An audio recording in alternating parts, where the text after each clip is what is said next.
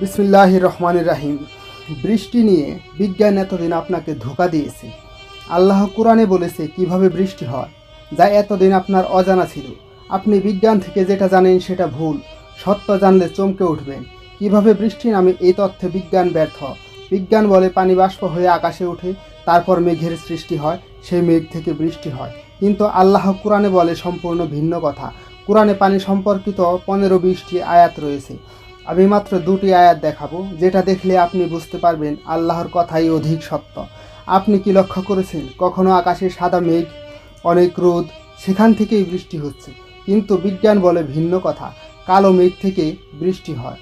কোরআনে আল্লাহ বলেছে, আল্লাহ যিনি বায়ু প্রেরণ করেন, তারপর বায়ু মেঘমালা চালিত করে, অর্থাৎ এক স্থান থেকে অন্য স্থানে চলে যায়। তারপর আল্লাহ মেঘমালাকে আকাশে ছড়িয়ে দেয় যেভাবে ইচ্ছে করে। তারপর তাকে খণ্ড বিখণ্ড করে। তারপরে তুমি দেখতে পাও তার মাঝ থেকে বৃষ্টি ফোঁটা নির্গত হচ্ছে। 30 নম্বর সূরার 48 নম্বর আয়াত। আল্লাহ এই আয়াতে কিন্তু বলেনি আমি পানি বাষ্প করে আকাশে উঠাই, তারপর সেই পানি থেকে বৃষ্টি নামাই।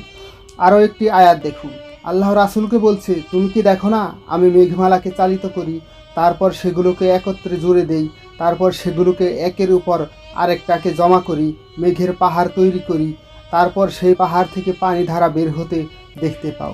তারপর সেই মেঘমালার পাহাড় থেকে শিলা বর্ষণ করি, আর যাকে ইচ্ছা সেই শিলা দিয়ে আঘাত করি। 24 নম্বর সূরার 43 নম্বর আয়াত। এরকম 15-20টি আয়াত আছে।